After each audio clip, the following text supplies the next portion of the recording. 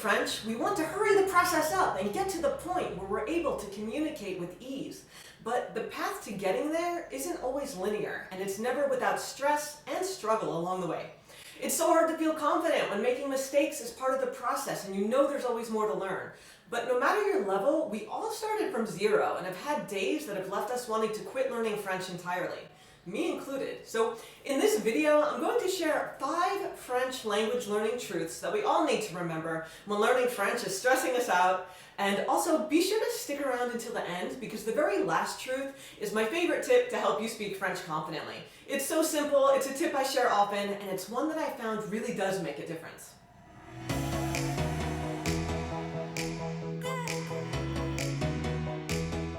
Bonjour tout le monde, my name is Diane and I'm the American blogger behind the Living Abroad lifestyle blog, Oui In France, so check that out if you're into reading about French culture, language learning, what it's like living in France as a foreigner.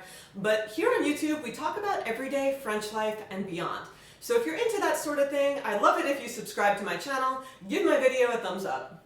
Alright, so a huge part of living in France is speaking French, and for me, it was all fun and games in my French classroom back in the USA. But when you move to a French-speaking country like I did in 2012, the only way to get better is to go through it and actually speak French. Things got real fast. And it's so easy to get fed up and overwhelmed with French. We feel like we aren't improving, then little things start stressing us out, and on those days, I just try to reset, I take a step back and just remind myself of these language learning truths to get perspective and to just clear my head. Before we get into this video, let me point out I'm sponsored today by Piplet, a modern language assessment company based in France. So thank you to Piplet. Check them out below via the description box and I'll tell you more about what they do in a little bit. All right, let's get into it.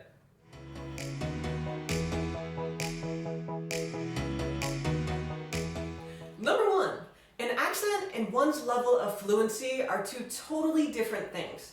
An accent is not an indicator of how fluent someone is in a language. On one hand, you could have a really heavy accent and speak and write just like a native, and on the other hand, you could have great pronunciation with a light accent and have a lower level of French. And then there's kind of everything in between those two extremes. An accent in and of itself doesn't really tell you much about someone's language ability and is certainly not a defect. Let me say that again, an accent is not a defect. And if anyone makes you feel that way by reacting negatively to your accent, that is their hang-up and their reaction says way more about them than it does you. So I mean, mocking you, repeating after you, saying things like you, it's all rude. But to give you an example of strong accents, my French teacher back in the USA had been living there about 30 years when I met her and had the strongest French accent in English that I've ever heard. It was so heavy, you really had to pay attention. But it didn't bother her in the least. Her knowledge of English grammar went unmatched even by native speakers, and her written command of English was 100% native. If you'd read an email from her, you'd have no idea she was anything but a native speaker. But no one could mistake her heavy French accent when she spoke, and there's nothing wrong with that. It was part of her, it was part of her charm. Then on the other hand, my French sister-in-law, who doesn't even speak English to a conversational level, she just knows a few words more or less, I had her repeat a few paragraphs of an English language children's book, and her accent was impeccable. It blew me away. It was so light and pleasant, but she had no idea what she was reading. So just remember, if you're stressing about your accent, it's perfectly normal to have one in a foreign language, and it's not a shortcoming. And finally, just ask yourself this, are you understood? If the answer is yes most of the time, then put your focus into other areas like grammar and listening comprehension that'll serve you better in real life. Your accent will improve naturally over time, and if you are having trouble with being understood, it's just a note to yourself that you need to work on pronunciation a little more. It's nothing you can't handle.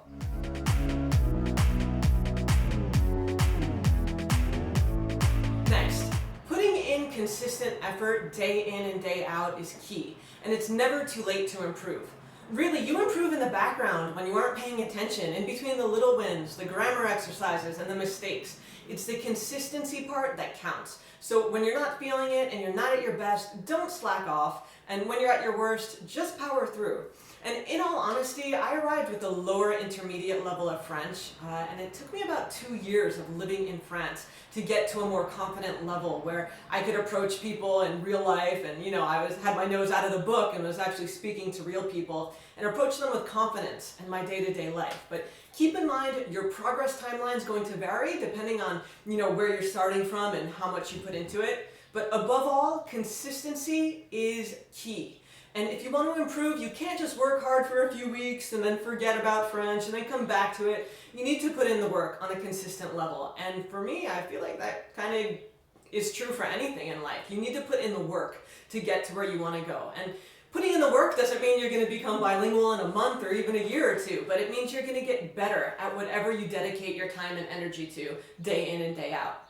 And truth be told, over the years, I've had periods where I've been more motivated to do other things, and then French motivation comes back, and then I'll get fed up and put it on the back burner. It ebbs and flows, but if you have a desire to improve and you're alive, then you can do it. You're not too old, you're not too lazy, you're not too busy, or too whatever. If you want to improve and you set your mind to it, take baby steps. Do what's comfortable for you and just focus on one thing at a time. Don't get ahead of yourself. Just cut out the excuses, do the work. And for me, I'm good enough at French at this point, but I'm not perfect, far from it. I know there's a lot I don't know. So right now, exploring all the complexities of grammar and expanding my vocabulary, it's not a priority, but I know that when I do decide to pick up a grammar book and go that route, it'll be there for me whenever, I'm ready to learn those complexities of grammar. So it's never too late, you've never failed, and if you're still here and you have the desire to learn, well, then just focus on it and you'll get there. Okay, and now a quick word about my sponsor, Piplet. They're a modern language assessment company based in France, and they do language testing a little differently. In my experience, traditional language tests can be long, stuffy, expensive, only available on certain dates, and the worst part is they test irrelevant aspects of French that you'll rarely use on the job or in daily life. Piplet's tests are completely different, and let me tell you why. So they're 30 minutes long, they're affordable, they can be done online without an appointment, and you can do it from the comfort of your home laptop. And there's no multiple choice questions that don't count for anything in the long run. Piplet is an already recognized language assessment certification company that offers their fluency exams to individual test takers, and they're graded in accordance with the CEFR framework. That's important, and it measures real written and spoken language competencies in a professional context. Their tests also maintain the objectivity of a traditional standardized exam, so it's the perfect test for students looking to certify their language skills for school admissions applications, job seekers looking to show off their level on a resume, and anyone else who needs a language certification for whatever reason. In the test, you'll complete a selection of real-life writing, comprehension, and speaking exercises that are actually fun. And then once the test is over, you'll receive a detailed report like this one of your language level containing feedback on your strengths, your weaknesses, and improvement areas. Piplet's for those of you looking for alternative companies to assess your language skills, but want to, of course, engage with a company that has established credibility already. So to recap, some of the main benefits of the Piplet test is that it's only 30 minutes, it's easy to take from the comfort of your own home, and is available in a variety of languages and lets you use real-life situations to test your language abilities. So if you're a French learner, learn more about Piplet via the link below in the description box. And now, let's get back to my video.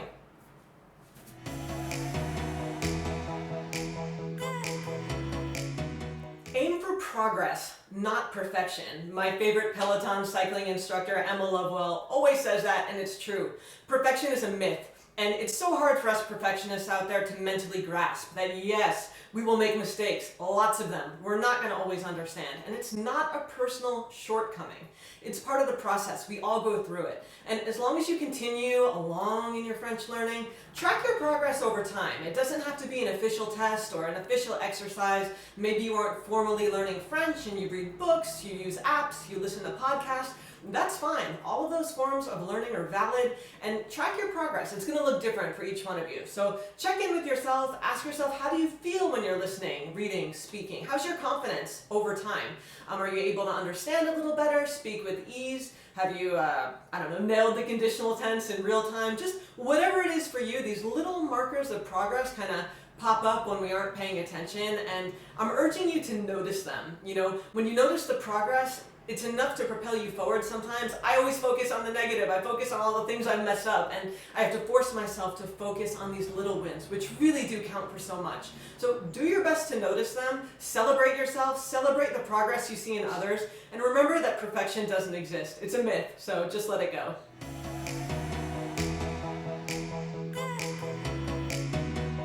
Always always focusing on your mistakes and the level you should be at doesn't do anything but hurt your progress. And this one might be the most important thing I mention here. You know, I'm saying this to you, but I'm also saying it so I hear it as well. It serves no purpose, absolutely zero purpose, to get down on yourself when learning French. And yeah, it's fine. If you make a grammar mistake or embarrass yourself, or you mess up a test, take a minute to get pissed off. That's fine. It's real life. You need to vent, have a hissy fit, and then let it go. I always let myself feel the feeling and then try to move on, because beating yourself up and dwelling on your mistakes and missteps doesn't help you to improve. It doesn't help you to stay motivated, and it certainly won't boost your confidence if you're always in that down headspace. It serves no purpose at all to dwell on the negatives, and all it does is hinder your progress, and that's the exact opposite of what you want. Listen, you're the only one responsible for your progress as you're learning French, and yeah, your friends, your spouse, your teacher, they can all help you. But ultimately, it comes down to you, your brain, and the amount of time, work, and consistent effort you're putting into it. So if you're your own worst enemy and all you can focus on are your mistakes and how you should be speaking and how much worse you are than that guy in your class, it's going to become a self-fulfilling prophecy and one that stalls your progress. You're going to get better at a much slower pace if you're constantly being down on yourself. And let's be real, I struggle with this. I have struggled with this, and we all have good days and bad. So if you're kind of sensitive about this and you're hard on yourself like I am, just let yourself feel the emotions, kind of flow through them, not to get all woo-woo on you. And remember that you're not alone in this process. You're going to get better, you're going to get worse, you're going to feel like you're making no progress, and then you're going to come back to it, And for the record, I do speak French. Some might say reasonably well. Someone observing me might even say, oh yeah, she's perfectly fluent. And, I have a reasonable accent, okay? I don't have issues with French in my day-to-day life. But that said, I make mistakes. There's a ton I don't know. And sometimes maybe you can relate, I dance around a sentence structure I'm unsure of and then rephrase it in a way that I'm sure is right. So for now, I'm good enough, but all of those things don't matter because the unhelpful mindset creeps in, and I'm guilty of this, I'm telling you. I let, the perceived shortcomings get to me and completely ignore the positives when you're kind of in this headspace, and pretend like there are no positives, which is total BS. And then you kind of dwell on them, you get angry about them, and then you get kind of sad because, to be honest, you feel like you've already failed, and it's too late, and then you stall. And logically, I know this is counterproductive to making progress. I know it's not a great mindset, and it's so hard to change. But I feel like if we talk about it, and we're all kind of in this together, it's just part of the process of getting better. And really, all this does is hold you back, and I'm the first to acknowledge that. And I think that by kind of collectively acknowledging that it's not a piece of cake to learn a language, especially with all the other things we struggle with as foreigners, that we can kind of get through it together, Maybe you make excuses for yourself, like, if you put yourself out there more, if you had more French friends, if you worked for a French company, if you spoke French at home, you'd be better. And yeah, the answer is probably, yeah, you would be. But we are where we are, and when you feel like you failed in a sense, you kind of feel like, well, what's the point in trying to improve? And I know how stupid that sounds, and I tell myself, stop dilly-dallying, get on with it. But you get this belief and you kind of get stuck on it. So I hope you can't relate, maybe you can, but just know that we always have the power to change our current routine, and only we know kind of where we are, what's best for us at any particular point in time. So don't get caught up on the shoulds. You are where you are now, you can always improve, and there's no shame in that. So you're doing great wherever you are. And also, maybe you're not consciously, avoiding French, and you're not shaming yourself over these perceived missteps, but your actions are telling a different story. So maybe it's your inability to practice French lately because you're busy, or your lack of interest in watching a French show, not wanting to call up your French friend. All of these are indicators that you're avoiding French. So just try to remind yourself of how far you've come, why you're even learning French in the first place, and give yourself that space to just explore your feelings and get back on the horse.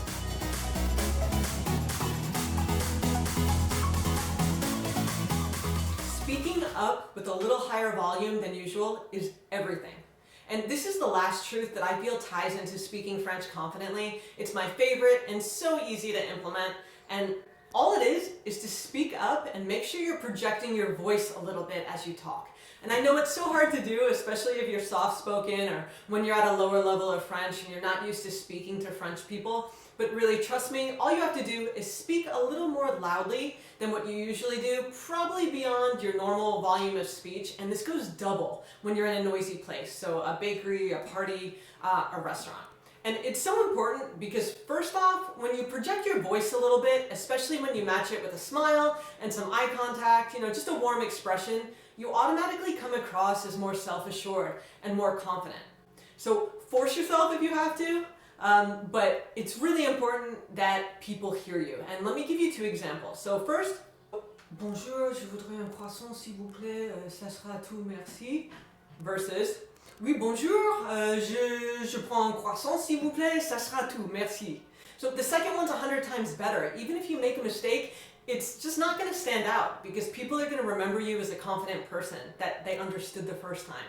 And beyond that, there's another reason why I always say speak up. It's because I don't want to give people a reason to ask me to repeat myself. It can cause you to doubt yourself. So think about it. In your native language, when you speak to people, it's normal that someone at some point is going to say, sorry, what? What was that? I didn't quite get what you said. And maybe it's loud. Maybe the person was distracted or they're hard of hearing. And they just didn't get what you said the first time. So you repeat yourself. It's no big deal. You don't give it another thought. Done. But when you're a little self-conscious in your second language and someone asks you to repeat yourself, at the very least, it'll interrupt your flow and train of thought, and at most, which is a lot of the time, you can panic a little and automatically think it's something you said wrong, maybe a mistake or a pronunciation error that caused the person to not get it. And it doesn't even cross our minds that maybe the person just didn't hear us, maybe they're hard of hearing or we're distracted. We always think it's our mistake, and then having to repeat ourselves kind of tanks our confidence. So just to avoid that entirely, I speak up a lot, and that way there's no chance of the person not hearing me. And also, I know I have an accent, most of us do, and when we first open our mouth, people don't always expect us to have an accent, especially in a smaller town. So I speak up so people are 100% clear on what I'm saying and they hear me. And I know, again, it's not always easy to speak up because naturally we're not as confident in our second language, but force yourself to do it. So when I first came to France, I'll just tell you a little story. When I first came to teach English, I had to speak up in a crowded bakery to order a quiche. And I wanted a quiche Lorraine, and I had to say it in front of a busy lunch line of 10 people, and the employee was all the way at the end. So loudly, I said, yes, I'd like un quiche Lorraine, s'il vous plaît. And she got the message. She gave me my quiche, but right after I said it, she said, yes, une quiche Lorraine. And I'm like, oh gosh, une. It's feminine, so the article I used was the wrong one. But guess what? She heard me, even with my mistake, and she didn't give me a pizza or something else. She gave me my quiche, and that's the focus here. You want to make sure that people are hearing you. Language is about communication, understanding others, being understood, so I feel like this is one tip that really helps you to do your part so you're understood the first time. And it's one variable that's completely in our control, so if we could just speak up a little bit and not have to repeat ourselves, it's just anxiety that could be avoided. And lastly, let me say something about confidence. I feel like it's a huge misconception that confidence is only for people who are at a more advanced or fluent level of French, and that you too will have confidence when you get there. But that's not the case. Any French learner at any level can have confidence. And I feel like, yes, it's a process and you have to boost yourself up, but it's so doable. And having confidence, or at least at first, fake it, appear to have confidence, it'll help you get to where you want to go. You'll come across as more self-assured, people will react more positively to you, and it's only going to help you. So confidence doesn't magically appear when you no longer make mistakes. It's not something doesn't exist except, your level in the future. It's something you can have now and will grow with you as you progress. Lastly, if you've gotten anything from my video, be good to yourself and let me know down in the comments if any of the above truths spoke to you. Remember, I'm always in your corner rooting for you. And if you enjoyed my video, be sure to give it a thumbs up, hit the subscribe button, and merci encore to my sponsor, Piplet. Check them out down below in the description box, and I'll see you back here on Oui In France really soon. Salut!